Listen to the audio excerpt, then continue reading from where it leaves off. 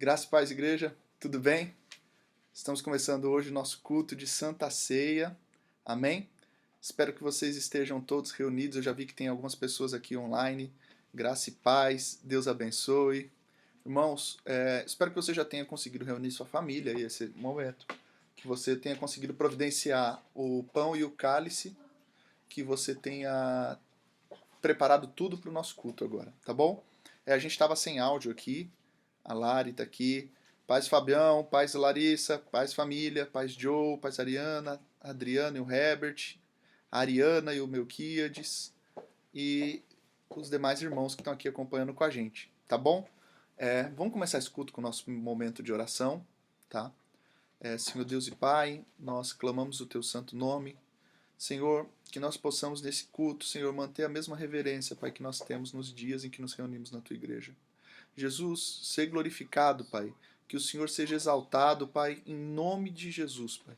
Que o Senhor nos permita, Pai, viver para a Tua glória, Senhor. Que o Senhor nos permita, Jesus, ter um momento de culto, Senhor, intenso, dedicado, devoto ao Senhor, Jesus. Que toda a força, Pai, da nossa adoração seja expressada nesse momento, Jesus, seja expressa. Pai, que nós possamos Te glorificar nessa noite, Pai, porque o Senhor é digno. Jesus, alcança cada família, cada homem, cada mulher. Vai nos realinhando aos Teus propósitos, Jesus. Vai nos realinhando à Tua vida, Pai. Pai, que em nome de Jesus, Pai, a gente possa ver a Tua ação dentro dos nossos lares, Pai. Alcança o coração desse homem, Pai, arrependido, Jesus, de tantas vezes estar longe de Ti, Pai. Alcança o coração dessa mulher, Senhor, arrependida, Jesus, de tantas vezes, Pai, ter estado longe de Ti, Pai. Pai, esse é um momento, Pai, de nós vermos famílias sendo restauradas, Pai. Seja um momento de perdão, Pai. Pai, que seja um momento de reconciliação dentro dos lares, Jesus. Que o Senhor nos traga, Pai, cada vez mais o significado do Teu amor e do Teu Evangelho, Pai. Pai, que em nome de Jesus, Pai, nós possamos, Pai, viver uma vida que Te glorifica, Jesus. Eu sei, Pai, que por muito tempo nós clamamos para ser um sacrifício a Ti, mas que sejamos o sacrifício vivo e aceitável, o sacrifício agradável, Jesus. A vida que Te glorifica, Jesus. Pessoas que não só morram para Ti, mas que vivam para Ti, Jesus. Pai, eu quero correr para o Senhor nos meus dias de dificuldade, mas eu quero também, Jesus, poder estar contigo nos dias de bonança, Senhor. É o Senhor, Pai, que faz com que os meus pastos sejam verdejantes. É o Senhor o responsável pelas águas tranquilas que nos rodeiam, Jesus. E eu sei que nos dias maus, Pai, o Senhor também sempre está com a gente, Pai. Pai, que o Senhor abençoe cada casa, cada família, cada lar, Jesus. Que a gente possa ser cheio da Sua presença, Pai. Para a Sua glória, Jesus. Amém. Amém. Glória a Deus. Então, espero que vocês já estejam prontos aí. Separa o teu pão, separa o teu cálice. A gente vai ter um momento de palavra aqui agora, tá? Hoje, como tem a Santa Ceia, a gente vai tentar ser o mais breve possível, tá bom? E estamos aqui felizes de estar com você. Irmão, você que está assistindo a gente pela primeira vez, é com muito prazer que nós estamos aqui cultuando junto com você. Eu sei que apesar de distantes fisicamente, eu sei que dentro de casa a gente pode expressar a mesma intensidade de adoração. A igreja nunca foi as quatro paredes. Nós não vamos à igreja, nós somos a igreja. A igreja não é o prédio local, não é o lugar físico. A igreja sempre vai ser o corpo de Cristo reunido em todo lugar. Esse ano a gente começou a trabalhar com um tema que era a questão dos arraigados, enraizados. Lembra disso? No começo do ano a ideia era nós nos enraizarmos no Senhor. E hoje a gente está chegando aqui no dia 10 de maio. 10 de maio? 10 de maio. E eu até fiquei com medo para ver se é 10 de maio mesmo. Estamos no dia 10 de maio e chegando na metade do ano e nós estamos tendo a oportunidade de estarmos enraizados em Deus. Todos os intermediários foram removidos. Talvez você que se apoiava muito na presença do culto, presença física, hoje está tendo que buscar Deus em espírito e em verdade. Uma coisa que a gente sempre fala lá na igreja é que às vezes, se a gente só consegue adorar Deus no culto e não consegue adorar Deus fora do culto, talvez a gente não esteja adorando a Deus, e sim ao culto, o ambiente de culto, aquele momento com os irmãos. Aquele não é o alvo da nossa adoração. É muito gostoso estar em comunhão. É bom e suave, a Bíblia chama. Mas nunca isso vai substituir o alvo que é Cristo. Irmãos, também temos momentos que a gente se apoia na fé dos nossos amigos, e às vezes um pouco mais distante, como muitos estão agora, a gente está sendo obrigado a ter que orar e ler a Bíblia e buscar. Esse é o momento da gente enraizar em Deus. Eu creio que o Senhor nos deu essa oportunidade. Nós falávamos que faltava tempo para ficar com a família e hoje nós temos muito mais tempo. No mínimo, até mesmo as pessoas que estão trabalhando hoje passam mais tempo dentro de casa, podendo estar junto com a família. O Senhor está dando uma oportunidade única da gente se enraizar, da gente rever os nossos valores, rever aquilo que é importante, rever aquilo que faz falta, o que é indispensável. Uma notícia há um tempo atrás causou caos. A economia vai quebrar, as pessoas só estão comprando o que precisam. Quem diria que só comprar o que precisa ia gerar o caos que gerou? Quem diria que conviver em família ia gerar o caos que gerou? Está se falando muito do aumento da violência doméstica. Infelizmente, essa é uma verdade que está sendo manifesta. As crises, elas não criam problemas, as crises manifestam problemas. E a gente está vendo que o nosso grande desafio é que a gente desaprendeu a andar como irmãos. Hoje a gente está tão junto fisicamente e distante. Mas hoje o Senhor está dando uma nova oportunidade para a gente. Eu começo esse culto falando isso para que você não olhe essa situação da pandemia como se fosse algo que o Senhor perdeu o controle. Eu tenho total convicção que Deus continua no controle de todas as coisas, do contrário do que dizem por aí, né? Deus continua assentado no seu trono. No dia mau, Ele continua com as mãos estendidas e os seus ouvidos não agravados para que não possa ouvir. No dia mau, no dia da dificuldade, Ele continua sendo Deus, disposto a nos dar força. Efésios 6,10 diz: fortalecei-vos no Senhor e na força do seu poder para suportar o dia mau. Então, no dia mau é dia de nos fortalecermos no Senhor e na força do seu poder. Há poder de Deus nos dias maus. Há poder de Deus para se manifestar. A gente falou nos últimos cultos de que o Senhor já nos abençoou com toda a sorte de bênçãos espirituais nas regiões celestiais. E que algumas coisas a gente precisa nos empossar. A gente precisa trazer aquilo à existência. Seja profetizando dentro da nossa casa, seja manifestando isso de algum jeito ou de outro, através de cultos domésticos. Seu filho precisa de Deus. Seu filho precisa que você fale dentro de casa, homem. A sua esposa precisa de Deus. A sua esposa precisa que você fale, homem. Toda a sua família agora, mais do que nunca, está de novo alicerçada no homem, no pai. Toda a sua família está alicerçada em você, mulher que está lutando para manter os seus filhos, mesmo em meio às dificuldades. Para você que foi alcançado pelo auxílio do governo, eu tenho certeza que a mão de Deus está estendida na sua direção e há poder de Deus para te socorrer, para te fortalecer nesse dia mau. Amém? Eu queria começar o culto hoje com essa mensagem para poder trazer você um pouco de paz. Bruno, paz no meio de toda essa dificuldade, que proposta maluca, né? Eu tenho para mim que paz não é ausência de guerras e conflitos. Paz é algo que se obtém mesmo em meio aos conflitos. O Evangelho tem uma proposta de paz, o Deus de paz. Esse Deus de paz, com certeza, quer te dar a paz que excede todo entendimento, a paz que excede as circunstâncias. Paz não é só sobre o lugar que você está. Paz é sobre você estar totalmente alinhado ao propósito de Deus. O Senhor está dando a oportunidade da gente restaurar alguns valores perdidos, algumas raízes que estavam fazendo com que a gente morresse, porque essas raízes já não estavam no lugar que deveria estar. Alegria. Eu sempre coloquei alegria nas coisas que se tinha e hoje a gente percebe que a alegria é o tempo inteiro estarmos ligados em Deus.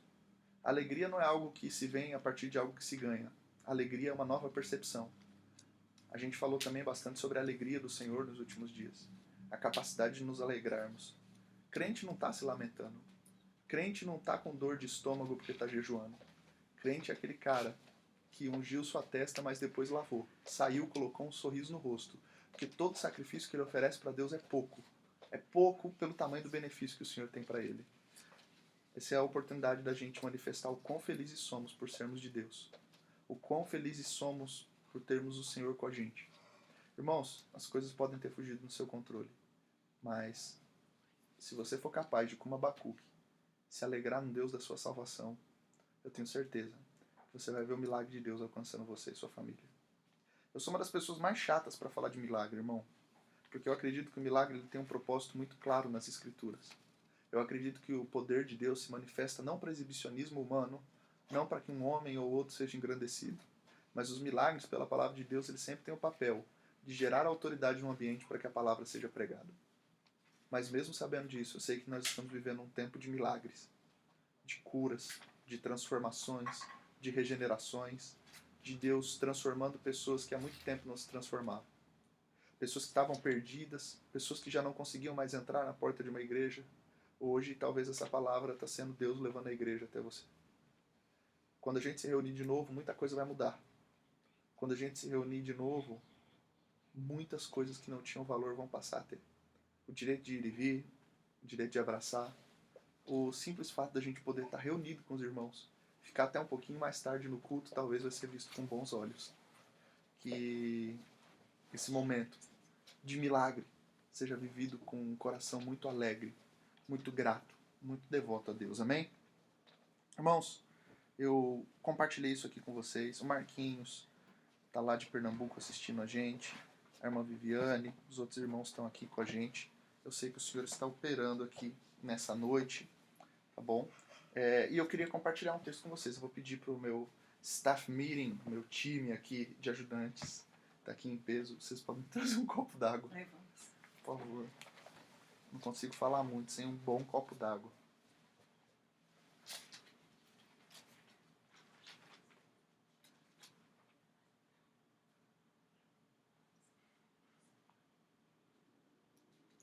Se você puder, abra a sua Bíblia comigo.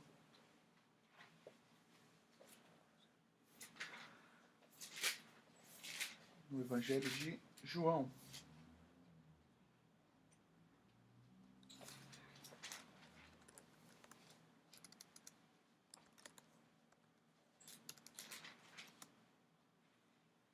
Obrigado, gatinho.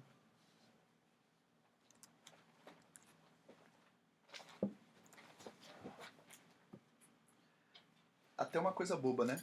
Antes a gente sempre que estava no culto, usava a Bíblia no celular. Se agora a gente está tendo que assistir o culto no celular, a gente vai ter que voltar para a Bíblia de papel, né? Eu sei que o Senhor está restaurando muitas coisas. Tá bom? João, capítulo 17. Aliás, capítulo 16, verso 25. João 16, verso 25. Tá bom? Jesus, após nos explicar no capítulo 16 o papel do Espírito Santo, ele traz algumas alegorias. A partir do verso 25 do capítulo 16, Jesus começa uma sucessão de palavras de despedidas e o que no capítulo 17 a gente chama de oração sacerdotal. Então eu quero ler aqui um pouco com vocês. Vou pedir que a mesma devoção que você tem na igreja, o mesmo silêncio, a mesma atenção à palavra, você tenha aí dentro da sua casa, tá bom? Que a gente possa fazer isso com a mesma intenção de coração que a gente faz num culto, tá? Essas palavras vos tenho dito por meio de figuras. Vem a hora em que não falarei por meio de comparações, mas vos falarei claramente a respeito do Pai. Naquele dia pedireis em meu nome, e não vos digo que rogarei ao Pai por vós, porque o próprio Pai vos ama, visto que me tendes amado, e tendes crido que eu vim da parte de Deus. Por vim do Pai e entrei no mundo. Todavia, deixo o mundo e vou para o Pai. Disseram seus discípulos: Agora é que falas claramente e não empregas nenhuma figura. Agora vemos que sabes todas as coisas e não precisa que alguém te pergunte. Por isso, cremos de fato que vieste de Deus. Respondeu-lhe Jesus: Credes agora? Eis que vem a hora, e já é chegada, em que sereis dispersos, cada um para sua própria casa. E me deixareis só. Contudo, não estou só, porque o Pai está comigo. Essas coisas vos tenho dito, para que tenhais paz em mim. No mundo passais por aflições, mas tende bom ânimo. Eu venci o mundo. Isso daqui é maravilhoso.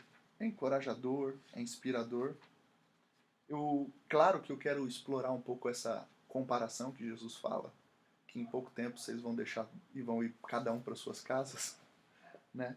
Num momento de dispersão, porque eu fico lembrando daquele texto em que Jesus ele repreende os demônios que atormentavam o endemoniado de Gadara.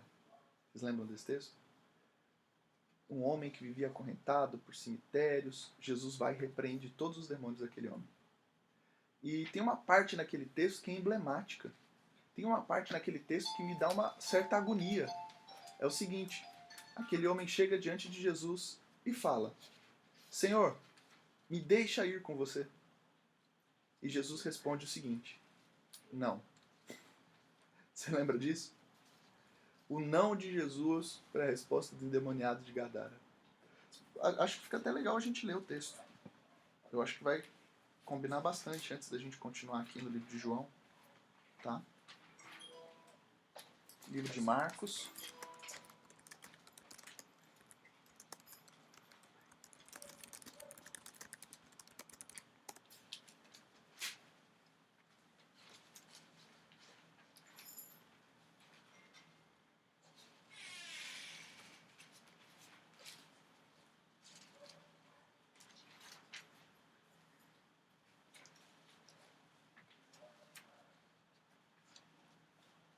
Deixa eu achar aqui que...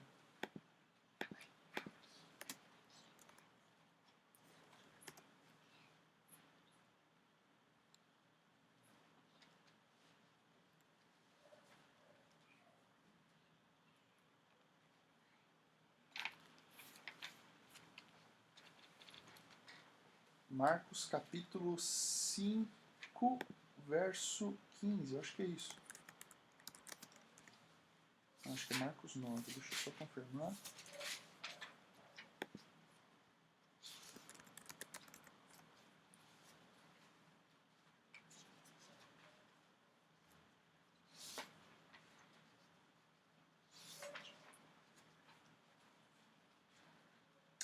Marcos 5, verso 19. Tá? Marcos 5, verso 19.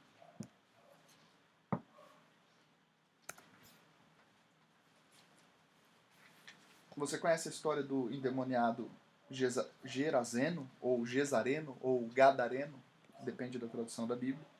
E eu vou ler aqui então a partir do verso 14, só para dar o contexto. Então saiu o povo para ver o que sucedera.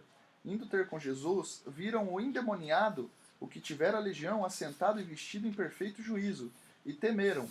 Os que haviam presenciado os fatos contaram-lhe o que acontecera ao endemoniado e acerca dos porcos. Foi aquela situação em que os demônios entraram numa manada de porcos e se precipitaram, né? Se jogaram do precipício. E verso 17: E entraram a rogar-lhe que se retirasse da terra deles. Ao entrar Jesus no barco, suplicava o que for endemoniado que o deixasse estar com ele. Jesus, porém, não lhe permitiu, mas ordenou-lhe: vai para a tua casa, para os teus. Anuncia-lhes tudo o que o Senhor te fez e como teve compaixão de ti. E então foi e ele começou a proclamar em Decápolis tudo o que Jesus lhe fizera, e todos se admiravam. Irmãos, essa história, tanto quanto a história que a gente acabou de ler no livro de João, são dois momentos de aflição, são dois momentos de dificuldade, em que Jesus ele manifesta a intenção de que na hora da angústia, na hora da aflição, na hora de crises, a melhor coisa que tem é para a gente ficar em casa. Olha que maravilhoso. Esse é o texto polêmico, esse é o texto emblemático. Senhor, deixa eu ir com você. O cara suplicava, no verso 18, suplicava-lhe que for endemoniado, deixa estar com ele. E Jesus não permitiu, mas ordenou-lhe, vai para tua casa. O cara está pedindo, Jesus, deixa eu ter com você, deixa eu ir com você. E Jesus diz, não, vai para tua casa. Esse cara, ele vai para casa e Jesus dá uma ordem para ele, vai para tua casa, para os teus, anuncia-lhes tudo o que o Senhor te fez e como teve compaixão de ti. E ele começou a proclamar em Decápolis. Decápolis não é uma cidade, mas é um conjunto de 10 cidades que rodeavam aqui a cidade de Gadara. Então, todos esses homens que ouviam o testemunho do Gesareno se admiravam. Eu sempre quis entender por que Jesus não deixou o endemoniado gadareno, Gesara, seguir ele. E de uma forma muito carinhosa. Eu ouvi um dia um irmão ministrando a respeito disso, ele dizia assim: esse é o tipo de história que eu aprendo que no momento da crise, Jesus não vai comigo, não deixa eu ir com ele. Todo momento de crise é o momento em que Jesus vai comigo. O endemoniado, aquele homem que for endemoniado, ele não foi com Jesus, mas ele foi para casa dele com Jesus. Ele não foi seguindo o Senhor, mas quando ele volta para casa, ele não volta sozinho, ele volta transformado. Esse entrar em casa, esse estar em casa é um negócio que a gente não pode perder de vista. A gente não pode perder de vista que o evangelho é real e ele é para pessoas reais. A gente não pode perder de vista que, da mesma forma como o primeiro milagre que Jesus opera é restaurar a alegria de um casamento, não restaurar o casamento, restaurar a alegria, aqui Jesus se preocupa de enviar esse homem com a cura, com a misericórdia, com a restauração que ele recebeu para dentro da casa dele. Então esse cara agora está dentro de casa, anunciando, e as pessoas se maravilhavam. Talvez a nossa casa já não se maravilha mais da gente porque a gente não anuncia o que Jesus fez com a gente. Talvez seria um desperdício esse homem ter ido com Jesus. Às vezes a gente acha que o trabalho missionário, de alguma forma, vale mais do que a nossa família. E nenhuma obra que a gente faça em nome de Deus vai valer o sacrifício da nossa família. Com certeza, numa escala daquilo que é mais importante, Jesus escolheu ensinar para esse homem valorizar a sua casa. Jesus escolheu ensinar para esse homem que ele deveria voltar para dentro do lar dele e anunciar lá dentro aquilo que o Senhor tem feito. Tá aí a oportunidade que a gente estava esperando na crise, né? Anunciar Jesus dentro dos nossos lares. Bruno, mas eu queria ir com Jesus. Você não precisa ir com Jesus quando Jesus vai com você. Ele com certeza foi com esse cara para dentro da casa dele. A Bíblia diz que todo aquele que declara que Cristo é o Senhor, esse fala pelo Espírito de Deus. Então, eu tenho certeza que à medida que esse cara vai dando testemunho de que o Senhor Jesus era de fato poderoso para salvar, para curar, para libertar e em breve voltaria para buscar, que eu acho que é o que a gente anuncia como mensagem central do Evangelho, esse cara faz isso cheio do Espírito Santo. Tem várias outras histórias na Bíblia que num momento de crise, num momento de restauração, o que Jesus nos chama, nos convida é para dentro de casa. Quando Jesus começa a sua caminhada com os discípulos, a primeira coisa que Jesus faz é levar os discípulos para dentro da casa dele. Dos outros milagres que Jesus fez, depois de Caná da Galileia, das bodas do casamento, foi entrar dentro da casa de Pedro e curar a sogra de Pedro. Ou seja, Jesus estava prestes a chacoalhar o mundo, mas não fazia sentido Pedro ter uma sogra doente dentro de casa antes de seguir a missão. E é engraçado que foi justamente para Pedro que Jesus disse: aquele que não deixa pai e mãe por amor de mim, de modo nenhum entrará no reino dos céus.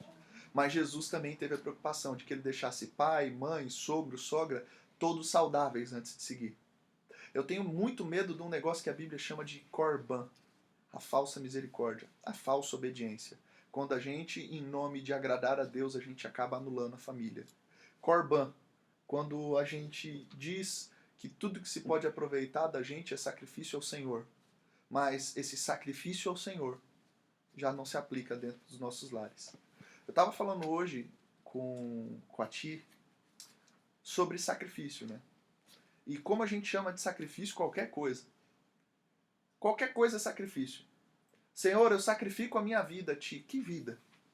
Eu fico me perguntando se foi de fato um sacrifício da minha parte abandonar uma vida cheia de pecado, perdida, totalmente destruída por Jesus. Na verdade não foi um sacrifício, foi um favor que Ele me fez receber uma vida tão lascada quanto a minha. Às vezes a gente chama de sacrifício ter que ficar dentro de casa e cuidar dos nossos filhos. Às vezes a gente chama de sacrifício ter que ficar dentro de casa e cuidar da nossa esposa. Às vezes a gente chama de sacrifício ter que dar um pouco de atenção para o pai, para a mãe. Mas que sacrifício é esse? A gente continua chamando de sacrifício aquilo que Deus chama de mandamento. Verdade. A gente precisa continuar vivendo a vida cristã e entender que a nossa casa faz parte do agir de Deus. Verdade. Quando em Lucas capítulo 19, eu estou citando textos bem conhecidos, estou citando textos bem fáceis.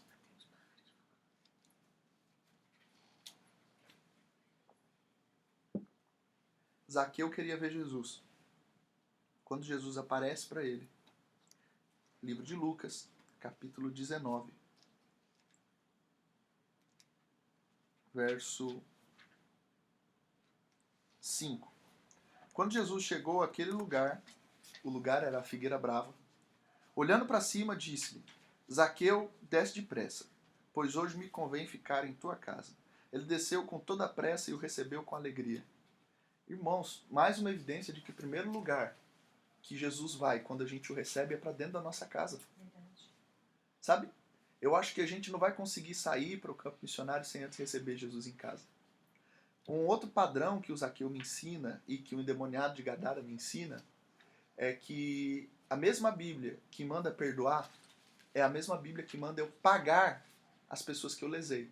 Se você for ler no livro de Levítico, capítulo 6, por exemplo, diz que se você prejudicou alguém, né, uma lei da Torá judaica, se você prejudicou o seu irmão, se você causou algum dano, você deveria devolver para ele com a quinta parte. O que é a quinta parte? É pegar alguma coisa e dividir por 5. A quinta parte é 20%. A Bíblia está dizendo no livro de Levítico que eu deveria devolver, restituir, restaurar aquilo que eu lesei com 20% a mais. Ou seja, a mesma Bíblia que manda eu perdoar o devedor é a mesma Bíblia que manda que quando eu dever, eu pague.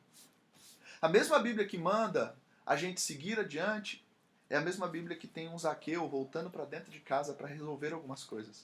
Porque quando a Bíblia diz a salvação chegou nesta casa, com certeza no contexto de casa, no conceito de casa, a palavra usada para casa se refere não só a Zaqueu, mas a Zaqueu e toda a sua família. Glória a Deus. Então a gente tem que, antes de seguir, voltar para dentro de casa. Irmãos, Lucas capítulo 17 a gente já acabou de ler. Jesus está falando, vocês vão ser perseguidos. Volta para dentro de casa. A coisa mais maravilhosa que tem é no dia da perseguição você ter uma casa para voltar. Verdade. Eu sempre digo o seguinte, que quando a gente cresce, a gente deixa os nossos pais e a gente forma a nossa casa, a gente sempre tem as casas dos pais para voltar. E todo dia quando você sai para trabalhar, o que te inspira é você ter uma casa para voltar. Irmãos, maravilhosa coisa é o cara, o homem, a mulher, o jovem, o adulto que tem um lar para voltar. Tem um lugar para voltar. O diabo ele tenta isolar toda presa que ele quer atacar, mas Deus faz com que o solitário viva em família. O isolamento não é a vontade de Deus. Não existe um plano de Deus que não envolva a salvação da sua família. Então eu tenho certeza que esse é o tempo de Jesus colocar a gente de volta para os nossos lares. Os maridos, principalmente, eu bato muito na tecla dos maridos. Bruno, mas você tem que conhecer a minha esposa. Cara, eu tendo a dizer que tudo que a tua esposa faz é por causa do que você falou, do que você deixou de falar. Esposa, se você está ouvindo essa mensagem, não seja uma mulher Jezabel, rancorosa, goteira, chata, que vai incomodar o seu marido. Mas esse é o momento da gente, em humildade de espírito, voltar para dentro de casa. E transformar aquele lugar num quartel. Transformar aquele lugar num hospital. Para a gente poder curar o soldado ferido. Eu ouvi uma vez alguém dizer que a igreja ela é o único exército que mata o soldado ferido. Enquanto Jesus ele manda a gente curar, manda a gente cuidar, manda a gente não abandonar. Inspirado nas passagens de guerra de Davi, onde eles mesmos feridos carregavam um ao outro. Irmãos, igreja, num conceito humano, ela pode não ser o quartel que você está esperando, ela pode não ser o hospital que você está esperando. O hospital sempre vai ser a casa. Vai ser o abraço da esposa, o abraço do marido, vai ser o colo do pai, o colo da mãe. Eu tenho certeza que quando a gente, no meio da crise, entende que a casa é um lugar de abrigo. Sabe onde foi que o pessoal se escondeu quando o anjo da morte estava passando lá no livro de Êxodo? Esse foi o mandamento. O único lugar seguro vai ser dentro da tua casa. Por isso, entra dentro de casa e passa o sangue nos umbrais, para que quando o anjo vier, ele veja que sobre aquela casa tem sangue. É maravilhoso quando Deus também fala promessas para os grandes homens de Deus, e ele sempre fala sobre o homem e a casa do pai dele. Irmãos, a ideia de casa, essa cidade cheia de casas, esse lugar que o Senhor quer restaurar. Irmãos, o que o diabo está mais tentando destruir a gente é no convívio familiar. Porque nem mesmo uma igreja pode curar por completo as lacunas deixadas pelo ambiente familiar. Sempre a família vai ser o lugar de cura. A gente vai lá na igreja provocativa, mas se você não chegar em casa e pedir perdão, restaurar, Você não vai desfrutar de toda a cura e de toda a bênção que o Senhor tem para você. Então essas são as nossas provocações. É muito lindo você ver Deus fazendo nova todas as coisas. Mas você precisa olhar para o endemoniado gadareno que voltou para dentro de casa. O mesmo cara que um dia foi endemoniado, que lesou, que estragou, que era violento, que precisava ser amarrado com correntes. Agora esse cara tem que dentro de casa anunciar o quanto Deus foi misericordioso com ele. Agora a gente está vendo um Zaqueu aqui, que ele de uma forma muito linda, verso 9 do capítulo 19 de Lucas, e Jesus lhe disse, hoje houve salvação nesta casa, porque este também é um filho de Abraão, não só chama ele de casa, mas aponta para a casa do pai dele, para a linhagem, para uma linha geracional. Aí ele diz, porque o Filho do Homem estava perdido, porque o Filho do Homem veio buscar e salvar o que estava perdido. Por que Jesus dá essa declaração de que a salvação entrou dentro da casa? Por que Jesus dá essa declaração de que esse cara foi achado, estava perdido e foi achado? Por que Jesus dá essa declaração de que novamente ele é herdeiro das promessas de Abraão? Por causa de uma atitude do Zaqueu. Ele disse no verso 8, Senhor, resolvo dar aos pobres metade dos meus bens, e se em alguma coisa eu defraudei alguém, eu vou restituir 4 vezes mais aquilo que eu defraudei. Existe um caminho pra gente, existe uma provocação pra gente, que é a provocação de ir reparar os danos que a gente causou. Irmãos, eu nunca vi uma igreja tão vitimista, um povo de Deus tão vitimista nos últimos tempos. Todo mundo quer ser curado das pedradas que levou, mas ninguém quer ser desarmado das pedras que carrega nas mãos. Jesus, ele me ensina que diante da mulher prostituta, ele restaura o pecador, mas ele desarma os fariseus. E nós precisamos urgentemente que Jesus desarme o fariseu que existe na gente, para eu poder voltar dentro da minha casa e restituir, seja 4 vezes mais, seja dar os meus bens. Olha só que maravilhoso, esse cara entendeu que valia a pena abrir mão dos bens para restaurar a família, porque bem nenhum consegue recuperar, restaurar o fato de você ter uma família cheia da graça de Deus, onde a salvação foi alcançada, ser chamado filho de Abraão. O que é ser chamado filho de Abraão? É dizer, bendita será a terra e bendita será a terra por tua causa. Benditos serão os teus filhos, benditas serão as nações por causa de você. Bendita será todo aquele que herdar, toda a terra vai querer ser chamada filho de Abraão. Essa bênção que vem sobre as famílias, é sobre famílias. É justamente o que Jesus está reivindicando aqui. É o que Jesus está apontando aqui nesse texto, quando ele fala que esse cara é filho de Abraão. E é engraçado, Jesus falando que esse cara é filho de Abraão, porque um pouco antes, os homens disseram, Senhor, nós somos filhos de Abraão. E Jesus diz, não fala que você é filho de Abraão, porque até dessas pedras eu posso citar filhos a Abraão. Mas quando ele entra na casa de Zaqueu, ele diz que esse cara, de novo, está ligado às promessas de Abraão. Amém? Glória a Deus.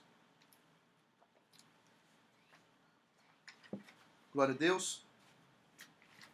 Então, eu tenho certeza que existe um lugar muito precioso, um lugar muito glorioso para a gente voltar, para a gente restaurar.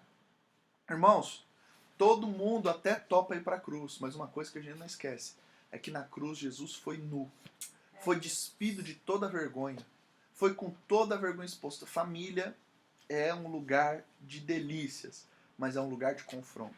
Glória a Deus. Hoje eu estava falando sobre teologia de mesa. E o quanto a teologia de mesa ela é poderosa. Teologia de mesa é o Pedro e o Paulo que em algum momento da fé discordam, sentando numa mesma mesa e comendo do mesmo pão. Teologia de mesa é eu que sei todos os pecados da Jaqueline. E a Jaqueline que sabe todos os meus pecados. Nós dois sentarmos numa mesa. Eu ministrar para ela e ela ministrar para mim. Aleluia. Sabendo das falhas um dos outros. Isso é teologia de mesa. É esse lugar que Jesus está levando a gente. Eu creio. Talvez você está aí agora numa mesa reunido com a sua família. Glória a Deus por isso.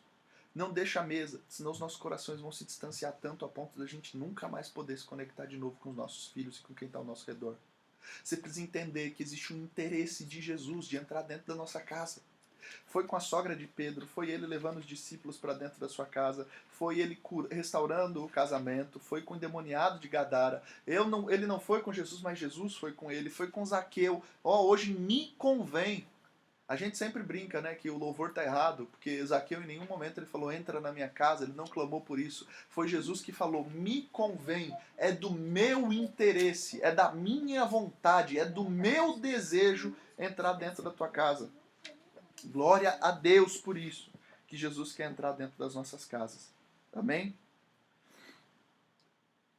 O texto de João, dentro desse contexto, tá?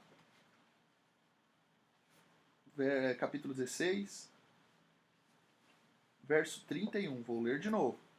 Respondeu-lhe Jesus: credes agora?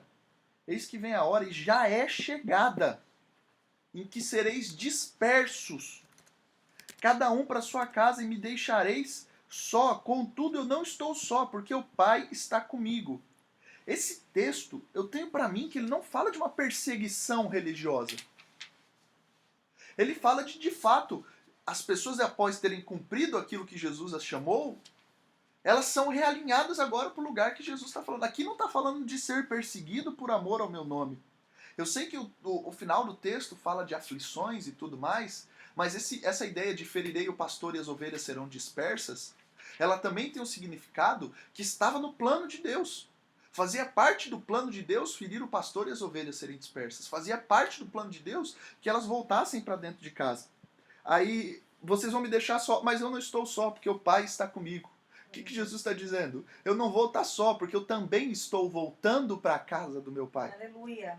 Eu também estou voltando para o meu lugar. É por isso que ele diz, eu vou vos preparar lugar, para vocês um dia voltarem também. A partir do momento que vocês receberem a filiação que vem de Deus, vocês também vão voltar. Então, se eu pudesse resumir, claro, de forma poética, claro, estressando o texto aqui ao máximo, o Evangelho é uma grande história de um filho que volta para casa. O Evangelho é uma grande história de um filho que volta para o lar. Só que esse retorno para o lar tem níveis. Então, primeiro, eu volto para a casa do meu pai, talvez no sentido de igreja. Eu volto para a presença de Deus, eu volto para uma congregação. Depois que eu tenho um encontro com Jesus, eu sou disperso para voltar para minha casa. E quando eu volto para minha casa em termos familiares e vivo a vida de Deus, a vida que o Senhor tem para mim em termos familiares, eu sou de novo direcionado para uma volta de lar mais profunda, ou ligado a uma identidade que antecede ao meu nascimento. É Jesus dizendo, antes da tua mãe te chamar pelo teu nome, eu tinha um nome para você, eu escrevi numa pedra branca. O Evangelho não é a gente indo para o céu, é a gente voltando para a casa do Pai. O Evangelho é uma história de volta para a casa do Pai, porque o céu por si mesmo não tem valor. O céu sem a casa do Pai não serve para nada. O que a gente quer não é só estar no céu, o que a gente quer é estar com o Pai. Essa é a história. Eu volto para Cristo, Cristo me liga ao Pai, e enquanto eu vou caminhando de volta para a casa do meu Pai, eu vou me ligando à minha família de fé. Essa teologia de mesa faz parte desse momento de ligação. É os apóstolos lá em Atos 2:42 perseverando unânimes na doutrina, na oração, no partir do pão e na comunhão. É o partir do pão, é a comunhão. Práticas espiritualíssimas. É o partir do pão. Ó, quão bom e quão suave que os irmãos vivam em união. É como um óleo que desce da cabeça de Abraão e vai sobre a barba e derruba sobre as vestes. Essa alegoria fala de autoridade. A autoridade que vem do cabeça e inunda o corpo. Fala de autoridade sendo restaurada. Comunhão é Deus restaurando a cadeia de autoridade. É o pai voltando a ter autoridade sobre o filho e abençoando ele. É o marido voltando a ser o cabeça do lar e abençoando sua esposa. É a esposa sendo a cabeça dos seus filhos ali e abençoando a vida deles. É o pastor voltando a ter autoridade sobre o rebanho como um homem de Deus. É o Senhor alinhando todas as coisas. É Jesus sobre a cabeça, com a mão sobre a cabeça dos pastores. É os pastores com a mão sobre a cabeça dos homens. É os homens com a mão sobre a cabeça das suas esposas. As esposas com a mão sobre a cabeça dos seus filhos. E essa comunhão de novo, é a restauração da cadeia de autoridade no nosso meio. Amém? Aí ele diz, verso 33, essas coisas vos tenho dito para que tenhais paz em mim. Paz em mim. Eu comecei o culto dizendo que paz a gente não tem pela condição. É muito mais fácil uma pessoa ter paz em meio à guerra da Síria, estando com Jesus, do que tendo paz num monastério, afligido por angústias e inseguranças. Paz em mim. Jesus é a condição da minha paz. Jesus é a condição da paz que eu carrego. Eu coloco a cabeça todo dia no travesseiro para dormir tranquilo, não porque creio que Deus tem amnésia e se esqueceu dos meus pecados, mas é porque eu sei que nenhuma condenação há para aqueles que estão em Cristo Jesus. É porque eu sei que a mesma Bíblia ensina no livro, na primeira epístola de João, filhinhos, não pequeis, mas se pecardes, tende em Cristo um justo advogado. É por isso que eu tenho paz em Cristo, porque o meu problema nunca foi o que as minhas guerras horizontais. O meu problema é que eu era inimigo de Deus, alheio às promessas. Nós pecamos e a uma nos fizemos inúteis, mas Jesus nos religou com o Pai. O problema do Evangelho, Jesus não veio para te livrar do diabo.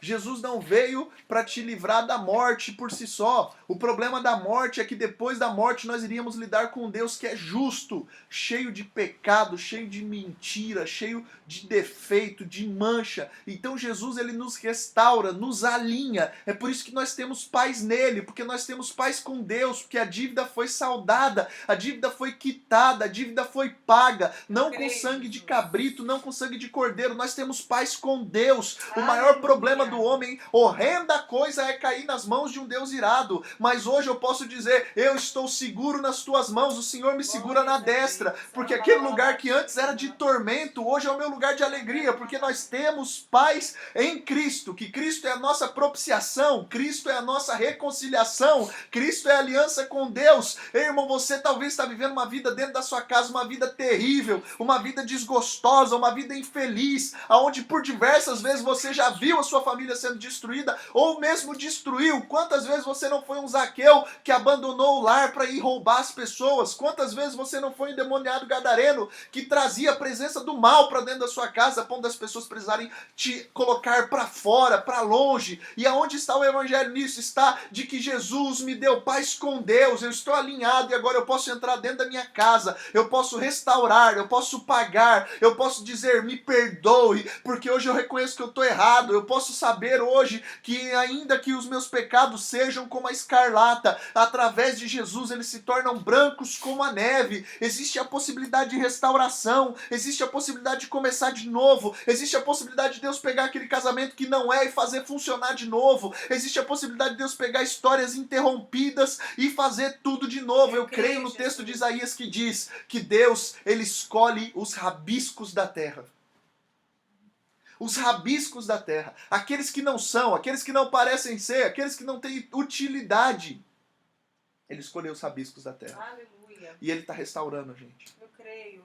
No céu não entra pecador, entra ex-pecador, lavado e remido. Eu creio que está levantando uma geração de pessoas da qual eu e você fazemos parte.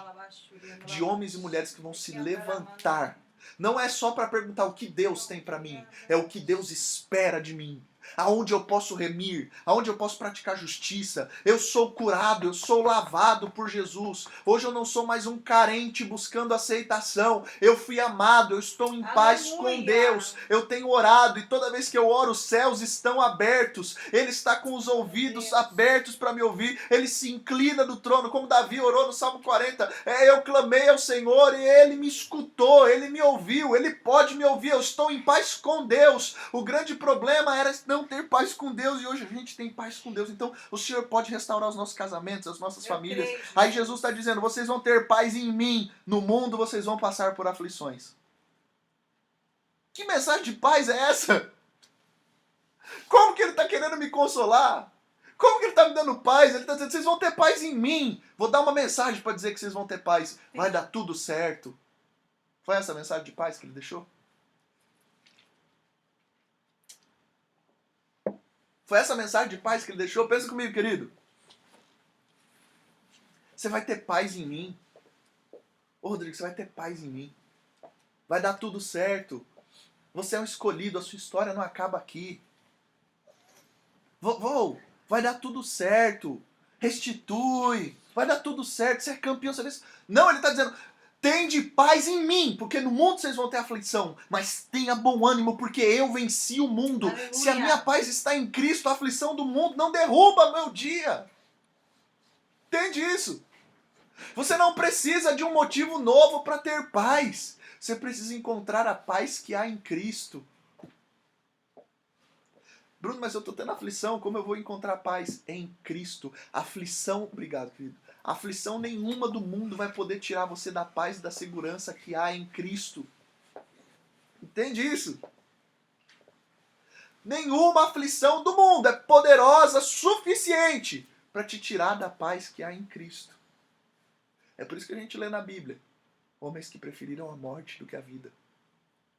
Homens que, diante da espada, riram do perigo.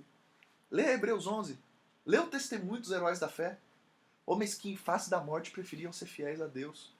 Não temeram fornalhas, leões, cadeias, faraós, perseguições, reis idólatras corruptos, porque eles encontraram paz. Essa paz que provém de Cristo. Bruno, mas como alguém que morreu antes de Cristo pode ter a paz de Cristo? Eles morriam na esperança do Cristo que havia de vir. Aleluia. E você é tão privilegiado que você vive na esperança do Cristo que já veio. Glória a Deus. Eles viviam e morriam por causa da promessa de um Cristo que havia de vir. Nós vivemos por causa que ele veio. Eu creio. E eu vou te dizer, não só ele veio, mas ele vive. Ele ressuscitou. Aleluia. Ele é poderoso, ele está à destra de Deus Pai. Entende isso? Glória a Deus. A gente vai ter paz, irmão. A gente vai ter paz. Vamos lá para um outro texto. Eu ia ler o João 17, mas eu acho que eu já falei tanto de família que João 17 perdeu o sentido. Abre comigo em Êxodo.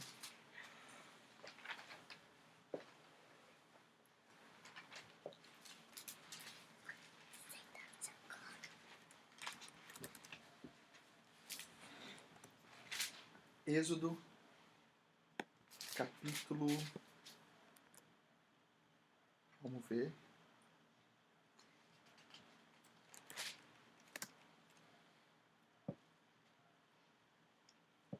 Capítulo 7, deixa eu dar uma olhada aqui. Deixa eu ver se é o 7, eu acho que não é não.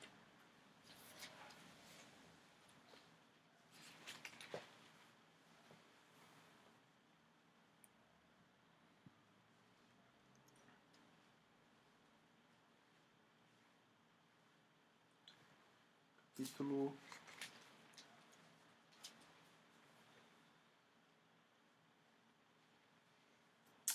Capítulo 10.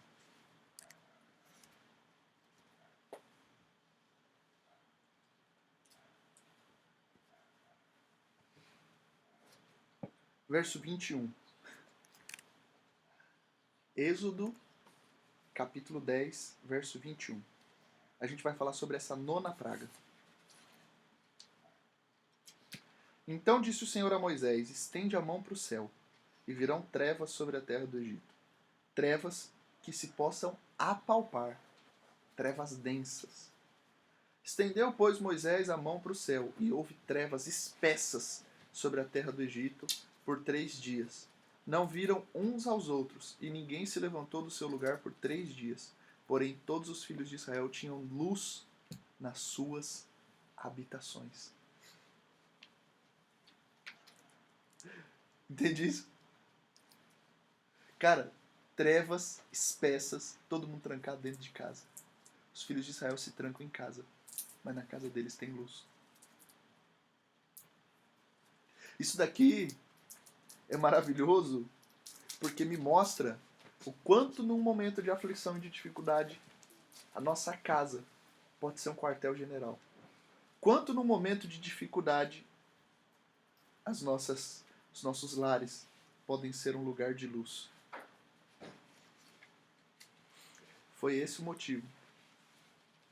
Foi simplesmente para guardar a família. Foi para que no meio da praga, no meio da dificuldade, no meio do período que Deus está afligindo o faraó, esses homens não se perdessem. Pode ter trevas no mundo, mas a nossa casa sempre vai ser uma casa de luz. Glória a Deus. Talvez você é um jovem que está trabalhando muito para construir a sua casa. Sonha com a sua família. A gente tem falado sobre isso, eu tenho certeza que você, jovem, que está assistindo a gente, você está sendo municiado por Deus e preparado nesses tempos por Deus, para quando você for dentro da tua casa, sua casa seja um lugar de luz em meio às trevas. O mundo pode estar em trevas, em densas trevas, mas a nossa casa sempre vai ser um lugar de luz. A gente sempre vai ser uma casa onde Jesus reina, onde Jesus tem liberdade para falar. Continua insistindo, continua preparando, vai honrando teus pais. Mesmo, Bruno, mas meus pais não merecem. Honra nunca falou dos seus pais merecerem. Honra não fala de quem seus pais são. Honra fala de quem você é. Aleluia. Ainda que seus pais não pareçam dignos de honra, honre. Honre. Peça perdão. Esse é o primeiro mandamento com promessa, tanto no Antigo Testamento quanto no Novo Testamento, em Efésios, quanto vai se falar sobre mandamentos, eles citam esse como sendo um mandamento com promessa. Um pouco mais pra gente, deixa eu ver que oração. Acho que dá para ler um pouquinho mais. Vocês estão conseguindo entender? Você que está assistindo a gente, comenta aqui, porque quando você comenta, o Facebook entende que esse conteúdo é relevante e ajuda a gente a distribuir. Vai compartilhando, manda o seu coraçãozinho, o seu joinha, manda para os seus familiares, pega e fala assim, ô fulano, assiste isso daqui. Aí a pessoa vai ver a palavra de Deus, pronto, pegou, nós já converte ele rapidão. Aí vou fazer um negócio assim que para acessar a nossa página tem que escrever, eu aceito Jesus. Aí todo mundo que acessar já aceita, pode ser. É igual a senha da internet, né? Pega a senha do Wi-Fi e põe. O nome da rede era Você aceita Jesus? E a senha Sim, eu aceito. Pronto, aí você dá internet e converte todo mundo, né? Vamos lá, brincadeira à parte. Êxodo, capítulo 12. Agora ele vai ensinar sobre as férias. Sobre a Páscoa. Disse o Senhor a Moisés e a Arão na terra do Egito. Este mês vos será o principal dos meses. Será o primeiro mês do ano. Falai a toda a congregação de Israel, dizendo, aos 10 deste mês, cada um tomará para si um cordeiro, segundo a casa dos pais. Um cordeiro para cada família. Mas se a família for pequena para um cordeiro, então convidará ele o seu vizinho mais próximo, conforme o número das almas, conforme o que cada um puder comer. Por aí calcularei quantos bastem para o cordeiro. O cordeiro será sem defeito, macho de 1 ano. Podereis tomar um cordeiro ou um cabrito, e o guardareis até o 14º dia deste mês. E todo o ajuntamento da congregação de Israel o imolará no crepúsculo da tarde.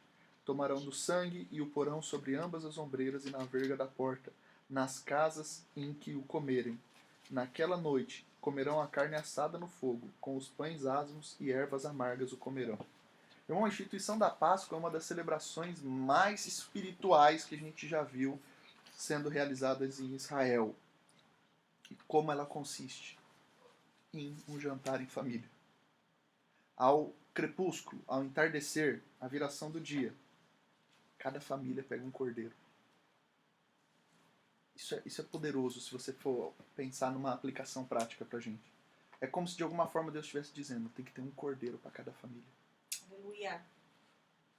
É um cordeiro para cada família. O que dimensiona o tamanho do cordeiro é o tamanho da família.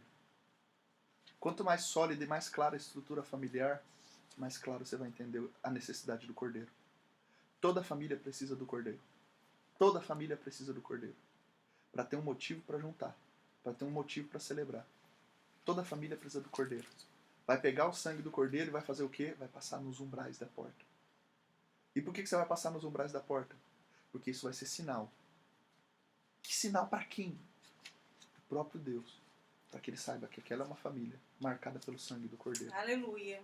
Irmãos, eu creio que nós estamos vivendo hoje, não mais a mancha de um cordeiro pascal. Irmãos, eu creio que nós somos marcados pelo Cordeiro de Deus que tira o pecado do mundo. Eu creio. Mas mesmo Cristo sendo um cordeiro único, nosso sacerdote, o nosso sumo sacerdote, eu preciso de um cordeiro em cada casa. Eu preciso de um cordeiro em cada lar. Eu preciso do cordeiro. Eu preciso da mancha, eu preciso do sinal. Eu preciso que seja nítido, eu preciso que seja visível, no batente. Para que todo mundo que chegar possa olhar. Irmãos, as pessoas não precisam te conhecer a fundo para saber que você é cristão. Elas têm que olhar na porta da casa da sua casa e ver algo que denuncie que há um cordeiro suficiente para aquela casa. As famílias que não tinham um cordeiro suficiente, eles tinham que se juntar com alguém. Mas as pessoas precisam olhar e ver que tem um cordeiro na nossa casa. Gente, isso é poderoso demais. E naquela noite, qual que vai ser o ato espiritual? A gente vai orar? A gente vai clamar por libertação? Não, vocês vão sentar na mesa e vão comer carne assada no fogo e pães asmos e ervas amargas. Vocês vão comer. Sabe qual foi a atitude mais espiritual que você está vendo no Êxodo? Posso brincar? Foi um churrasco. Irmão, talvez você está todo dia trancado dentro da igreja. E o que falta para o cordeiro ser estabelecido dentro da sua casa é um churrasco. É um almoço. É mesa. Carne assada. É carne assada. Mas é mesa. É todo mundo sentado na mesa. Cara, você precisa sentar na mesa. Quando você senta na mesa, o cordeiro é anunciado. Todo mundo sabe que o cordeiro de Deus é suficiente para sua casa, é suficiente para sua família. Você precisa sentar na mesa. Às vezes a atitude mais espiritual que eu vou ter é fazer lição de casa com meu filho. Às vezes a atitude mais espiritual que eu vou ter é botar minha filha para dormir. É claro que você tem que orar, é claro que você tem que buscar, mas não menospreze a espiritualidade do que é ser um homem de Deus, um homem íntegro, um homem, natural, uma mulher natural. Aleluia. Às vezes a irmã fala em língua, mas não segura a língua, perdeu. Sabe ser profeta, mas não sabe ser mulher de Deus, perdeu. Jovem, você sabe ser profeta na igreja, mas não sabe ser filho em casa, perdeu. Isso é a Páscoa. É super espiritual. É super poderoso. Mas o dia que não fizer mais sentido, sentar na mesa, o dia que você for espiritual demais, que não dá para perder tempo com seus filhos, o dia que você for tão espiritual que não dá mais tempo de conversar com um amigo, oferecer Cristo, será que continua valendo a pena? Será que a gente está alinhado em Cristo? Porque a Bíblia diz, em 1ª Epístola de João, capítulo 1, que se andamos na luz, como Ele na luz está, temos comunhão uns com os outros. Que comunhão é essa? É pegar um na mão do outro, sair rodando, falando em língua? Ou é comunhão de ser gente? Glória a Deus. Todo mundo quer dom do Espírito, mas ninguém quer fruto do Espírito. É verdade. Dom do Espírito edifica a tua igreja. Fruto do Espírito edifica a tua casa. Glória a Deus. É fruto do Espírito, é sentar na mesa. É abraçar, gente, o que tem de família destruída porque o filho não abraça os pais. O que tem de lar destruído porque a esposa não fala com o marido não fala com a esposa dificulta os processos, o marido dificulta os processos, a esposa faz da casa um inferno porque o cara não faz o papel dele, aí ele fica bravo que a esposa não quer mais ir pra dentro de casa, aí o lar tá ficando, o filho tá jogado de escanteio porque os pais ainda não resolveram as brigas e eles não estão tendo tempo de ser pais porque eles ainda não se entenderam como marido e mulher, e o casamento hoje não tá de pé mais porque um ama o outro, só tá de pé o casamento porque por causa dos filhos, eu não vou me separar por causa das crianças. Irmãos, pelo amor de Deus, serve um cordeiro na tua mesa, pelo amor de Deus, assa um cabrito, coloca alguma coisa aí, senta aí com a sua família. Porque quem não tem condição de sentar na mesa para comer um cabrito não vai desfrutar do livramento da Páscoa. Quem não tem condição de sentar na mesa com a família em volta, com a esposa, como videira frutífera, como os filhos, como rebento de oliveira ao redor da mesa. Cara, talvez você não tenha condições de participar do grande livramento. Mas pastor, eu tenho que anunciar o evangelho. Louco, essa noite vão te pedir tua alma. De que adianta ganhar o mundo inteiro e perder a sua alma? Sabe por que esse texto fala alma e não salvação? Porque são coisas diferentes. Esse texto não fala de pessoas que perderam a salvação, fala de pessoas que perderam a alma. Cara que está vivendo o evangelho dentro de casa sem alma. Já não consegue mais amar, não consegue tocar. Cuidar do filho não é mais missão nobre. Ele tem coisa melhor para fazer. Irmão, muitas vezes, muitas vezes, eu sou constrangido nos dias de domingo. Ou eu estudo a Bíblia para pregar, ou eu fico com a minha família e brinco com meu filho. A maioria das vezes que eu tenho essa escolha, eu escolho ficar com a minha família.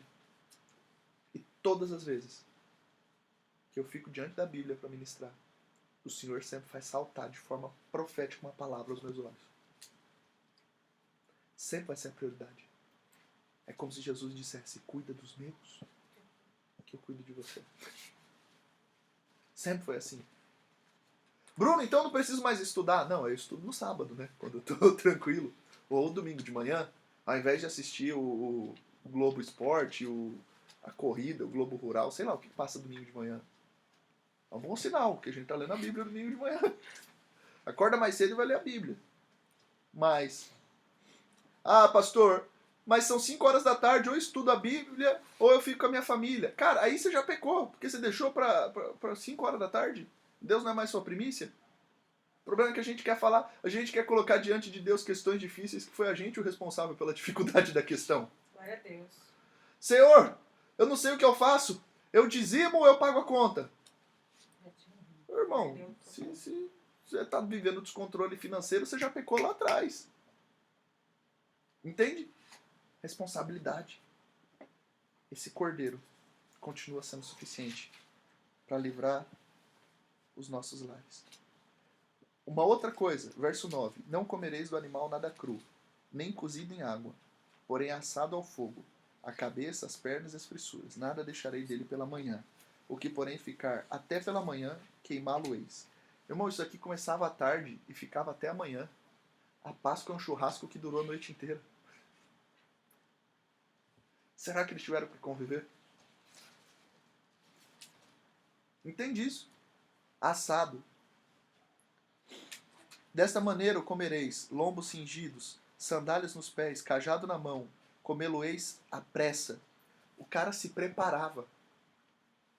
O cara se vestia.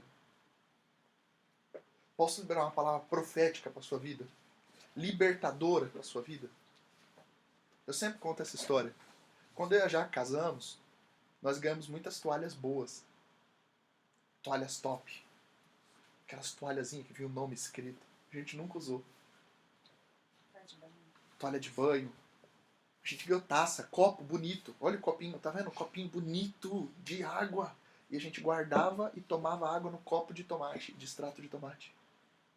A gente usava aqueles garfos do cabinho azul que alguém foi mexer na panela, esquentou, ele queimou na panela. Eu tenho certeza que você tem um garfo aí, que o plastiquinho dele tá queimado também.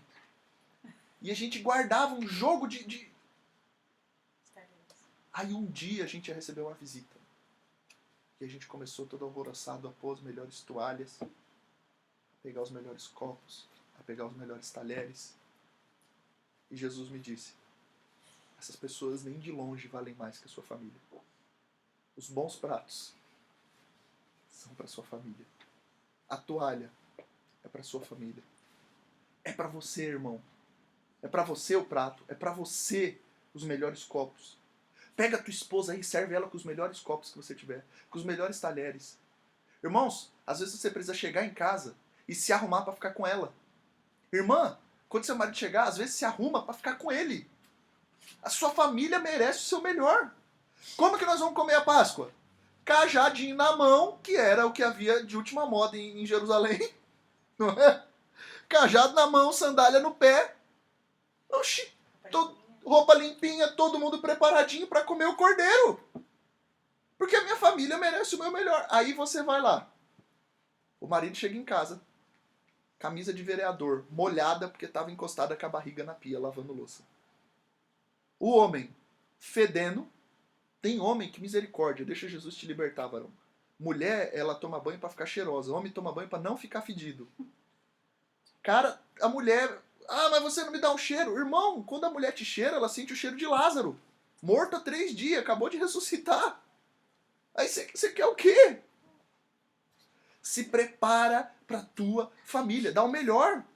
Irmão, quantas vezes a gente se arruma para ficar em casa? A gente precisa.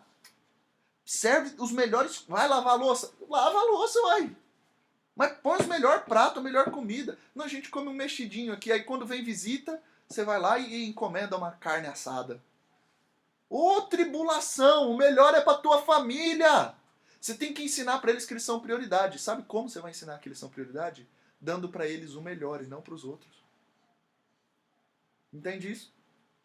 Dá um glória a Deus aí.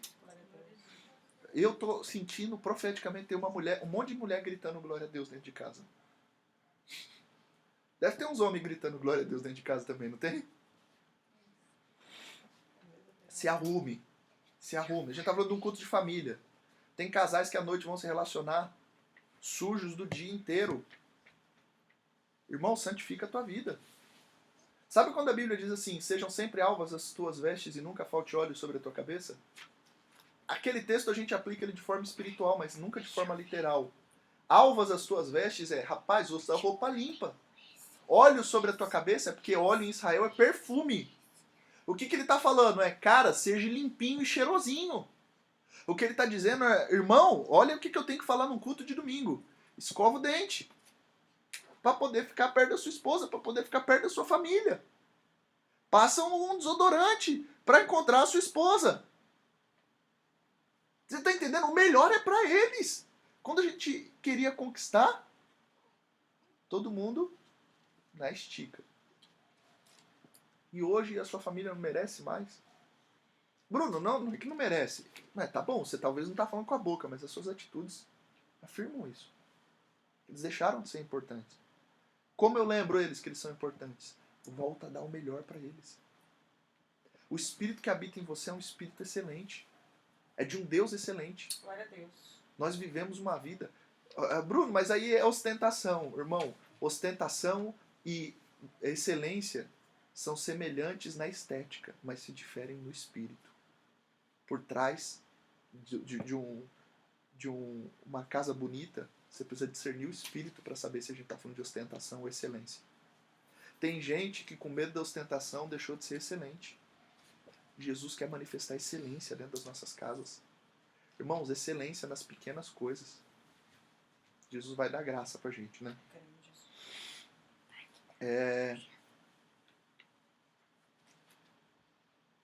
Glória a Deus. Verso 12. Porque naquela noite passarei pela terra do Egito, e ferirei a terra do Egito, todos os primogênitos, desde o homem até os animais. Executarei juízo sobre todos os deuses do Egito. Quem são os deuses do Egito? Você sabe quem são os deuses do Egito? Ahã era um deus do Egito.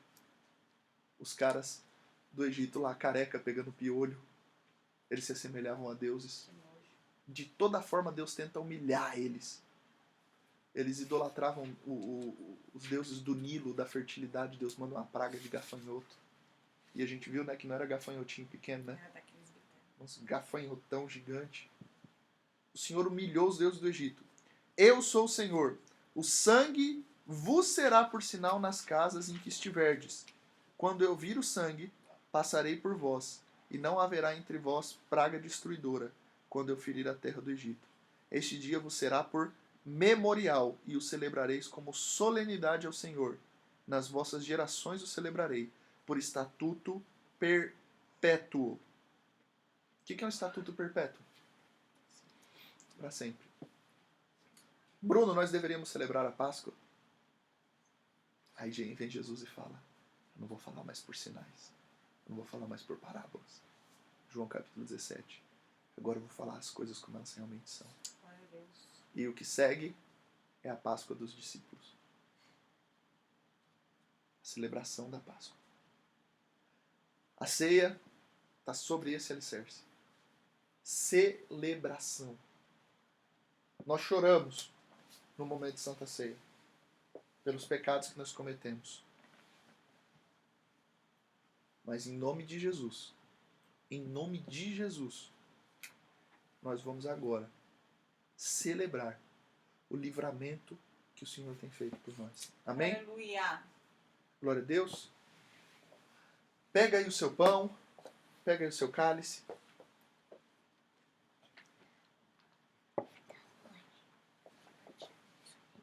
Vem cá. Dá pra ver eles aqui?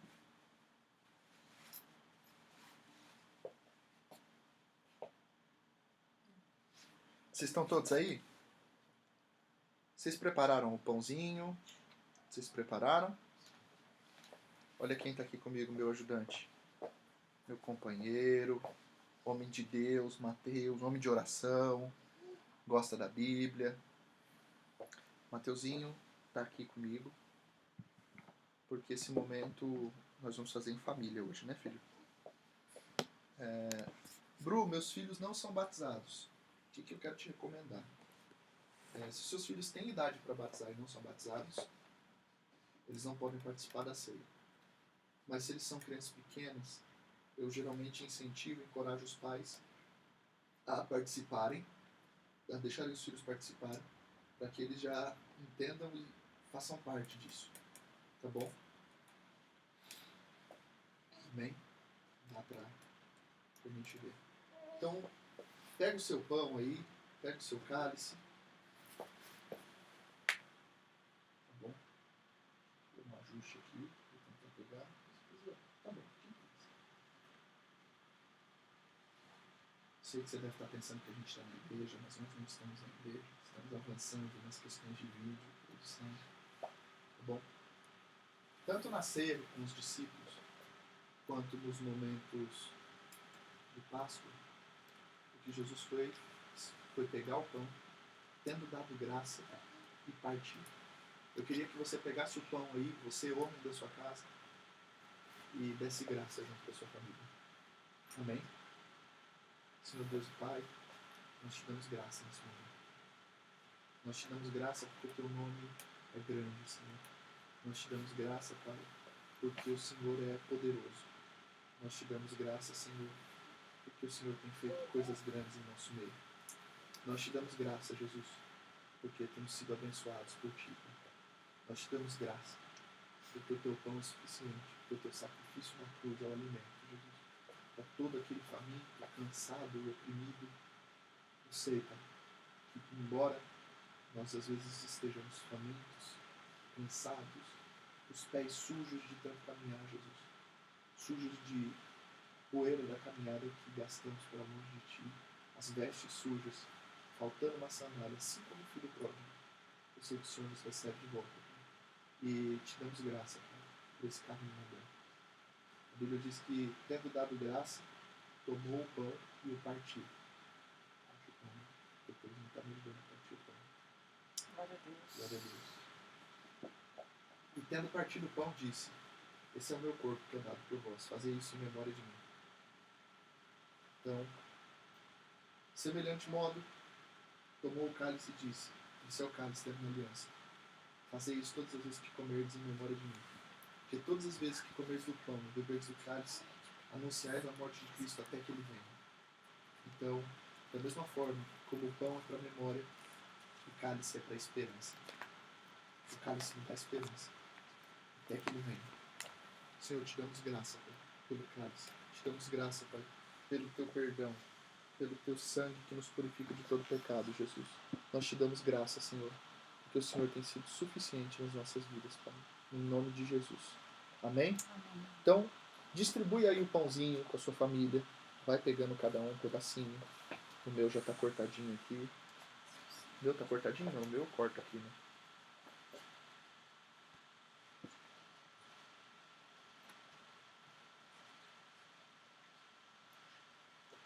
Deixa eu partir ele aqui. Com a minha mãe, com os meus filhos.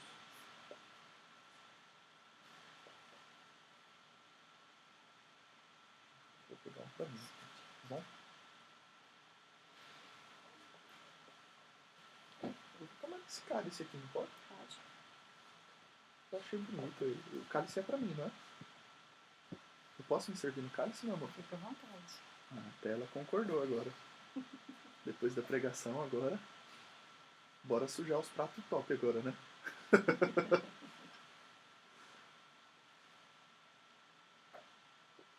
Amém? Participa do pão e tira um momento de comunhão, amém? E o pão tem que ser mastigado assim, sozinho, sem o cálice para facilitar.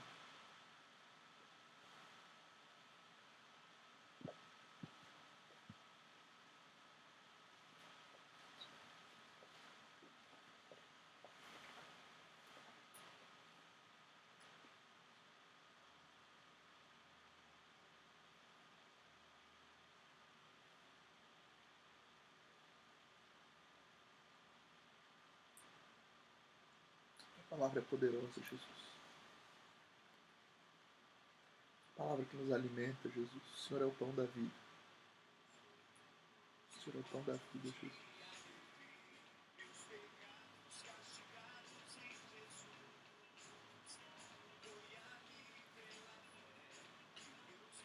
Glória a Deus. Você que já participou do pão, toma o cálice. Amém? Meu cálice grandão aqui.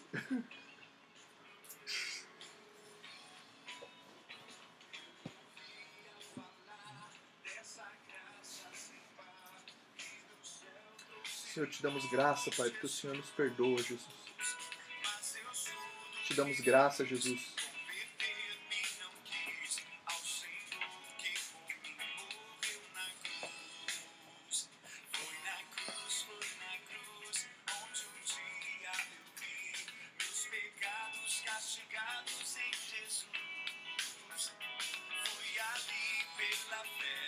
Aleluia, Jesus.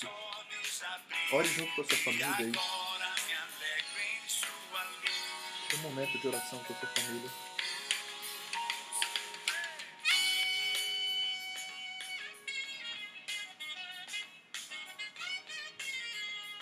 Amém.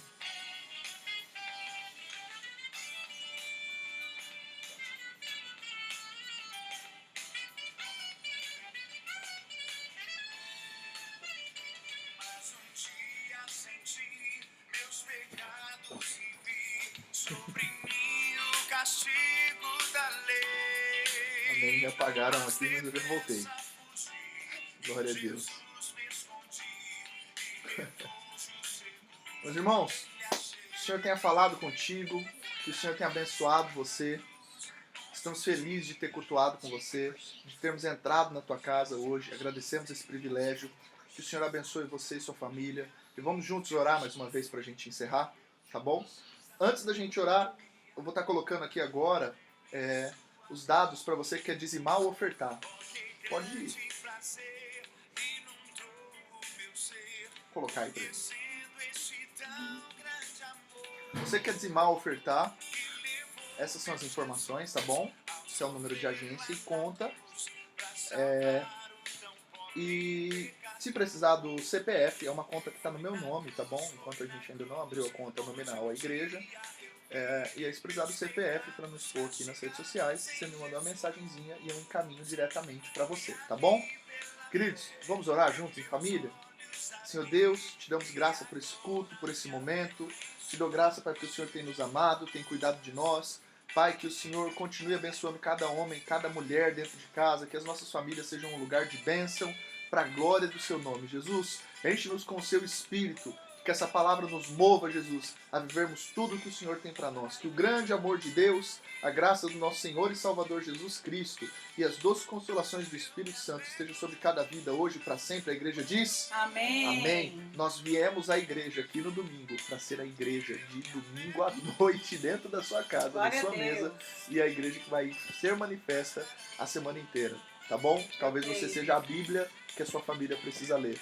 Como o apóstolo Paulo disse, cartas escritas por Deus e lidas pelos homens. Que o Senhor te abençoe. Uma boa Glória a semana. Deus. Fica na paz. Amém.